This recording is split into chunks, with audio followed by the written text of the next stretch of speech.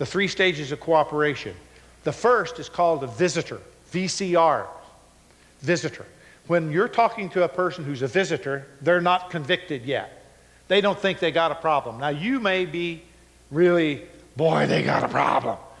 You know, somebody send them to you, to the pastor. You got to go. You know, you got to go see George and Vicky, and they'll help you. And they come in and they say, well, how can I help you? I don't know. My friend told me I ought to come. Oh, okay. Visitor. Now, if you're a visitor, you're working with a visitor, you treat a visitor as you would someone who came to your home. Now, let's say that somebody said, Gary, you need to go see George and Vicky, and the clothes you wear are really ugly. Did you realize that blue shirt is ugly and the brown pants just don't go together? And I think you need to go tell them. Or they're experts at dress. Maybe they wouldn't even say that. They said, go talk to George and Vicky. So I come, I knock on the door. George opens the door and he looks at me and he looks at this ugly clothing. And would he say, Gary, before you come into my house, you got to change clothes. That's ugly. Ugly. No, you say, come in, have a cup of tea, sit down, have a crumpet, right? You'd be a good host. Well, quite often, the way we treat people with problems is, they're a visitor and they say, before you come in here, everybody, you better straighten up. Doesn't work very well. I say, well, thank you very much. I'm getting out of this place. Somebody come into your home and you tell me how ugly I am and I need a haircut or I smell. I may have all of those problems, but I'm not ready for you to tell me. The second stage is to see, complainant. This is the critical stage in change. It's an important stage. Try to get people to complain. Now, for all of you name it and claim it people, I know that's really hard. But until people complain, they're not ready to change. If they don't complain, they have no problem. If they complain, they got a problem. Now, here's the difference. A complainant complains about somebody else. Well, yeah, I've got a problem, but my mother dresses me funny. If my mother won't buy me any pretty clothes, I won't take responsibility for dressing myself.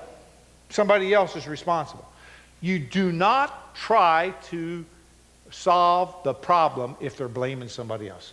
So if I come see George and Vicky and I'm saying, you know, my mother won't buy me any pretty clothes, you don't try to solve my mother's problem. Quite often, we get caught in that. Now, next Saturday, I'm going to tell you about triangles, because that's called a triangle. We work on the person who's not there. So I come in, maybe, and I got a problem with my wife, and I say, George, I tell you, my wife, she's awful. And, yeah, no, I mean, I'm drinking a little bit too much, but if you were married to my woman, you'd drink too. That's what a guy told me one time. Well, Gary, if you were married to my wife, you'd drink more than I drink. Now, if you got to be careful that you don't start, well, tell me about your wife. Let's try to straighten her out.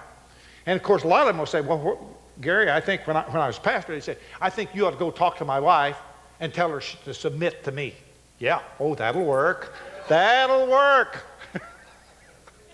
Another man coming into her life, yeah, that'll work. You know, we get sucked off into working on people who are not there. You can't work on anybody who's not there. You work with what you got. A complaint is a wonderful opportunity to listen, to clarify, and to get the person to say, well, it isn't my mother's problem. I'm wearing the clothes she's getting me. Oh, it's not my wife's problem. I can't change her. I can only change me. When that happens, they move to R, ready to change. Ready to change. Until a person says, you know, Gary, yeah, I really wish you'd change my wife. As a person, you know, I say, well, George, I think you ought to call my wife up. And I know she doesn't know you, but go and talk to her and tell her to treat me nicer, right? But George might say, well, now, Gary, do you think that's really going to help? You think she'll pay attention to me? Well, no, probably not. Has that ever worked before? No, it hadn't worked before. Well, why would it work now? Well, I don't know. You got to help the person focus on what's going to work. Changing somebody who's not in the room, not going to work. So they got to get them to R. When they're at R, then you can help join with them on, What would you like to do to change? What do you think is going to work with changing? Have you tried this before? Oh, yeah, I've tried it a lot of times before. So you've tried to quit drinking before, or you tried to get along with your wife before and it didn't work? Yeah, what happened? What worked? What worked for a while when I was going to church with her, or, and I wasn't drinking as much. Oh, so you have had some success. So I'll tell you a quick story. We had a guy who was a Coke addict, and he wanted to get back with his wife. His wife kicked him out. The pastor said, hey, you can't be around your wife and kids as long as you're going to be snorting that stuff up your nose. And he comes in and he's defiant. He said, what you need to do is go talk to my pastor. You need to change him. No, we don't get sucked into trying to change the pastor. That's really impossible. So he said, tell me, what do you do? He said, why did they send you here? Well, he said I was doing too much dope. Are you doing dope? I do the dope. I like it. I do dope every day. I'm doing cocaine every day and I ain't going to stop. Okay, not going to stop. So you're doing it every day, 24 hours a day. Oh, I don't do it 24 hours a day. Oh, I thought you did it all the time. Well, I don't mean all the time. Well, when do you not do it? Well, I don't do it during the day. Oh, you don't do it during the day. Why? I have to go to work. Oh, so you go to work? Yeah, I go to work. Why do you go to work? Well, I have to have enough money to buy dope. Oh, okay. So you do stop during the day. Yeah, I stop during the day. Of course, stupid. I stop during the day. So you don't do dope. I thought you did it all the time. No. What did you find out? What did I find out when I asked that? He can stop. He was into the hopeless thing. And so just with a few questions, you saw he's not hopeless. He can change. And he put it in his head, I started saying, I can change. I do change.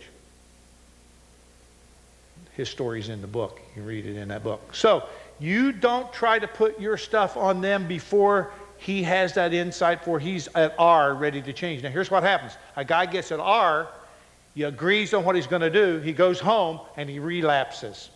He comes back, and you say, well, how'd things go this week? What's better? Always ask what's better. What's better? I'll tell you, nothing's better. Well, we agreed you were going to do X, Y, Z. Well, I didn't do that either. Oh, okay.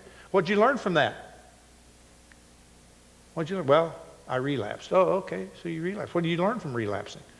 What happened? Well, I went out with my buddies after I got paid. They're all smoking dope every week. And so, oh, okay. So is it harder for you to resist the dope when you're with your buddies? Yeah, it is. Oh.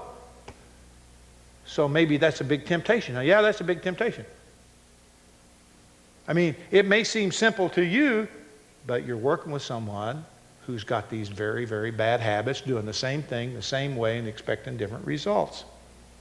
So you don't condemn them, you get them back to R, ready to change.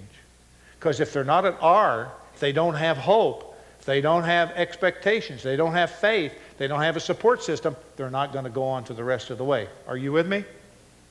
You recognize this is an ongoing process. Exactly what happens in discipleship, it's exactly what happens every step of the way. Now, the interventions that are needed in a church, a faith-based organization, are all of these things. We need multiplicity of support. Expert intervention, expert talk is not enough. Small groups, recovery groups, 12-step groups, divorce, prevention. Every church needs to have a honeycomb of those systems throughout the entire place. One of the most important things we did at College Hill was tons of people would come to us and they needed they needed a doctor, a lawyer, they needed a therapist, had no money. So they wanted to borrow money. So we set up a financial counseling program. One of the most important things we did, because almost everybody psychologically in trouble is also in trouble financially. So you had various systems we'd refer to. We helped them. One system alone is not enough. This is why I say setting up a professional counseling center, getting a professional therapist, and thinking that they're going to be your hired gun taking care of things is not going to work. I'm invited all the time. A big church here in Cincinnati said, well, why don't you come and be our therapist? I said, well, I'll come and help you train lay people, but I'm not going to be a therapist. Oh, we want an expert. You want a hired gun. You want the Lone Ranger. In 28 minutes, he cleans out the bad guys and leaves a silver bullet. There is no silver bullet to change. It takes systems to bring that change.